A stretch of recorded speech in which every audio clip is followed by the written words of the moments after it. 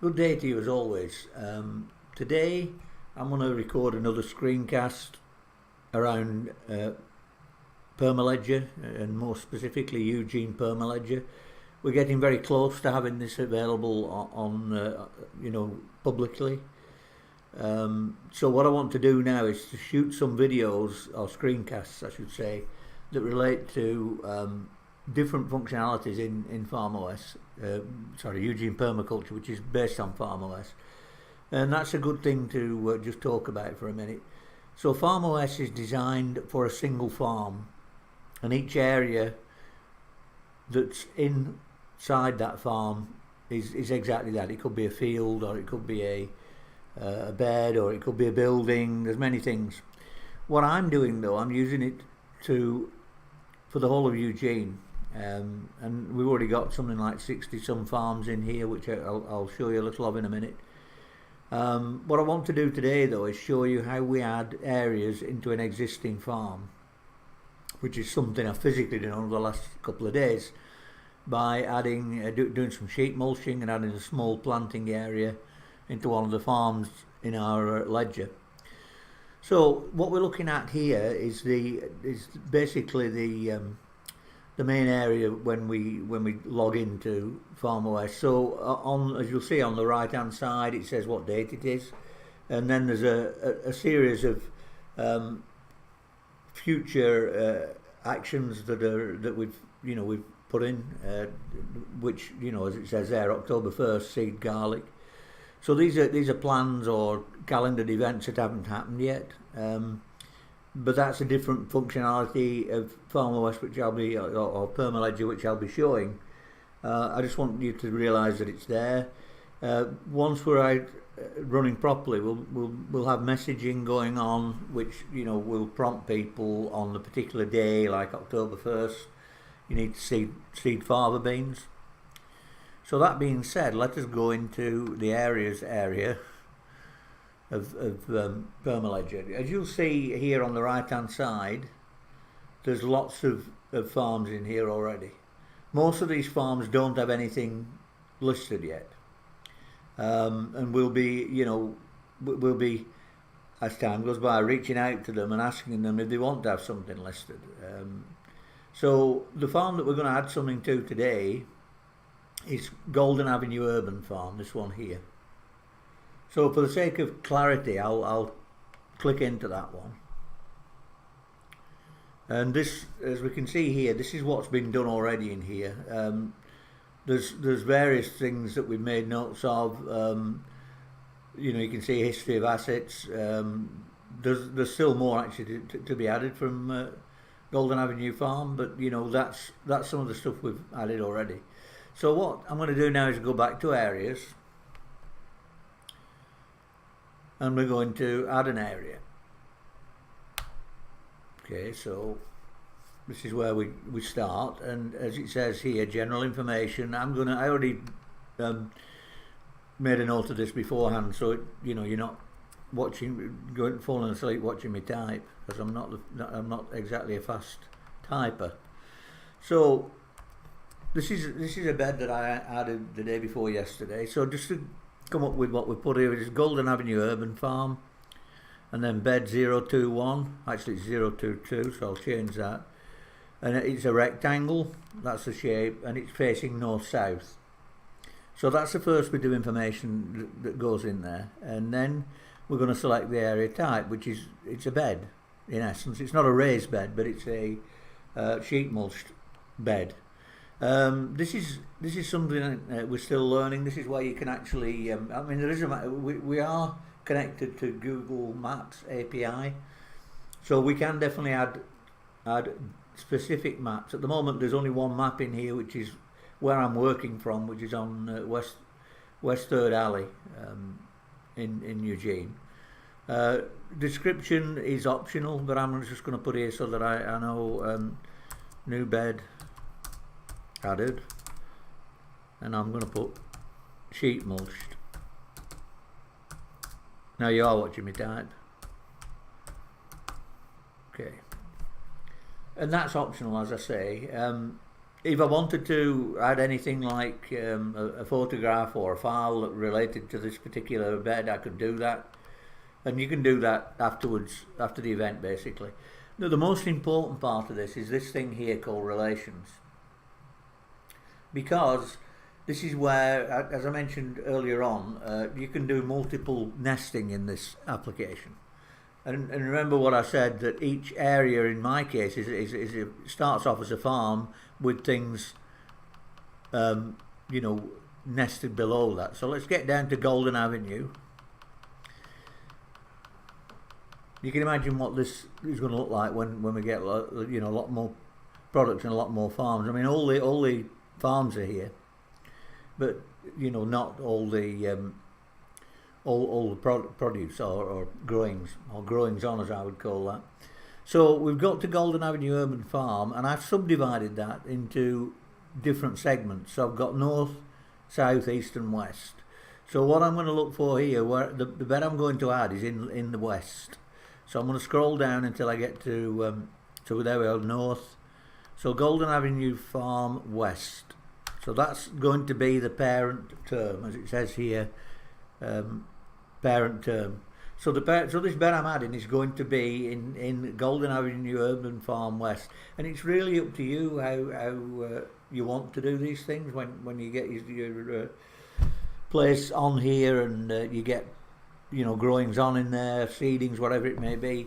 I sort of started off thinking it'd be good to have all the different beds, you know, added separately, but maybe that's overkill. I don't know. I haven't really made up my mind yet. So let's go and save that area that we just added, okay? And we've nested it under Golden Avenue Urban Farm West. So let's see, make sure it got added. So I'll scroll down here. So we've got farm north, south, west. So, and there it is, Golden Avenue Urban Farm bed 022 rectangle north south. So I'll just click into that. And there's nothing in there yet because we haven't added anything.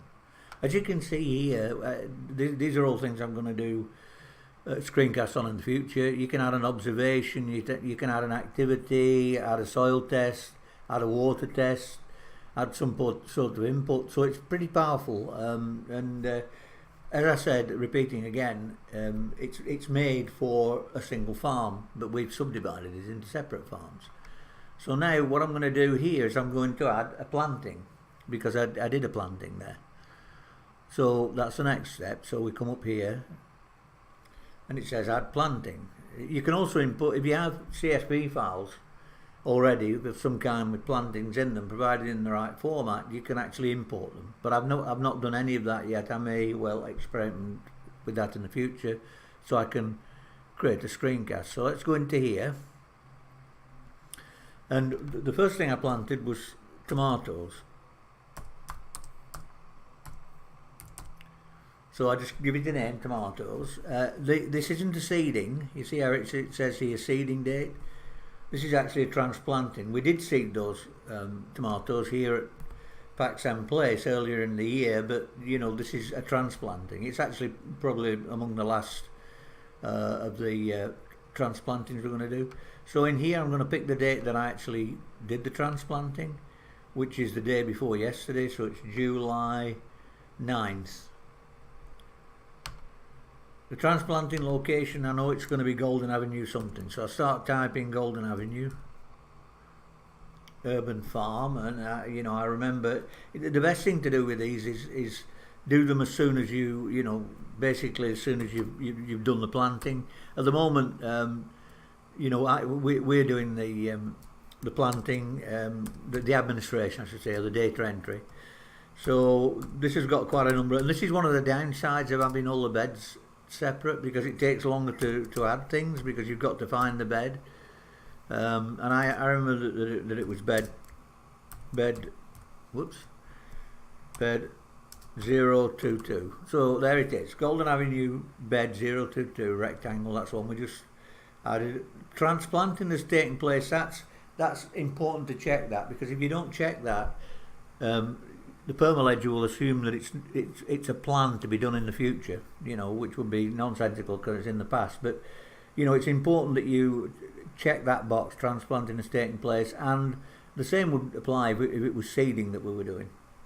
So here we've got to, so there's different levels of nesting here too. So let's say we knew what these tomatoes were, which we don't yet, because I mixed up the seeds.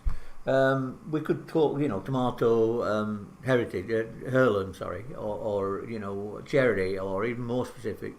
But there's an overall grouping for all products in here, and that's in this case it would be tomatoes.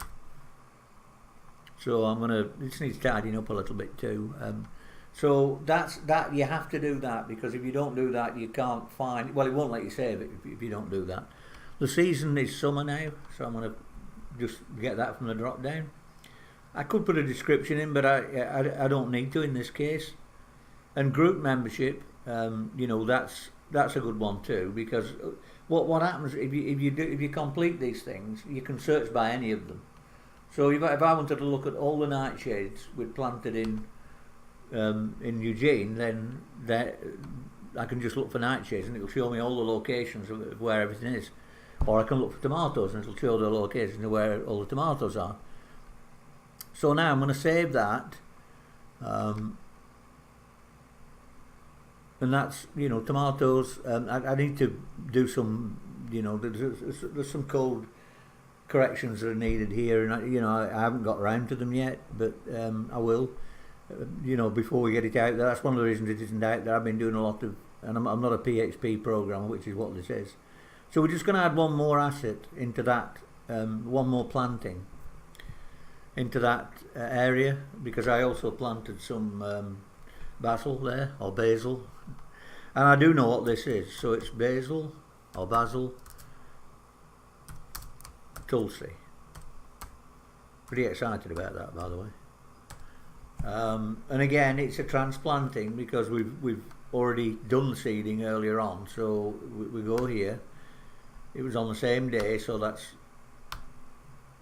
July 9th, 2018. And again, we've got to go through all this rigmarole of typing in this whole thing. So that's what I'm saying. It's a bit. Let me just try something here. See if I can preempt the thing by doing 022. Yeah, I did. So that made it a little bit quicker, but still it's a little bit of a painful thing. So again, when I get to the crop variety, we have to enter that. So I'm just going to put here basil or basil. Okay, so now I can search by Tulsi basil if I want to, if I just want to find a specific type of basil, or I can search by basil, which will show me all the basil or basil.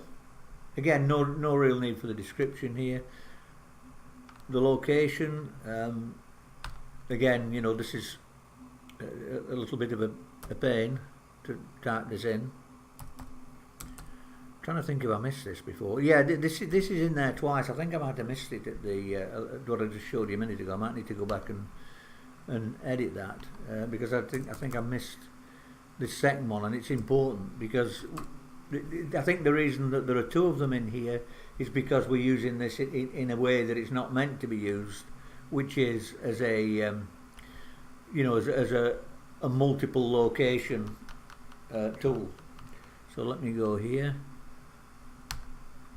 So that's the crop family for basil, and again that's quite powerful because I can search for all. Well, anybody can search for all the Lamasia plantings. So that's two plantings that I've put in there that I've added. Let's just see if they ended up in the. I'm guessing that one of them won't have ended up in the area because I missed it. It's probably a good learning experience. So let's see. It was west, bed 22. Let's have a look here. Okay, so no, it actually did end up in here. So you can see here that I added this Tulsi basil and those tomatoes, and the crop groups there. So I can look for. Just let's click on nightshades for a minute.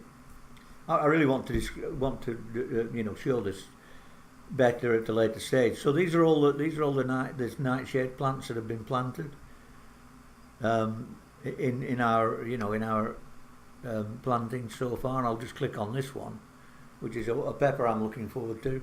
And what this tells me is the pepper, obviously the log name, the asset's name, and it tells me where it is, which is in Paxham Place, main greenhouse, bed 001. So, you know, if I was out there looking for items to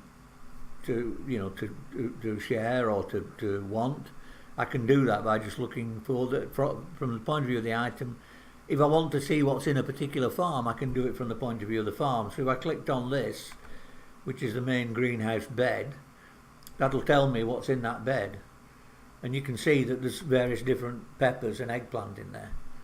So that's today's screencast. I hope it's it's interesting, and I will continue adding these as time goes by.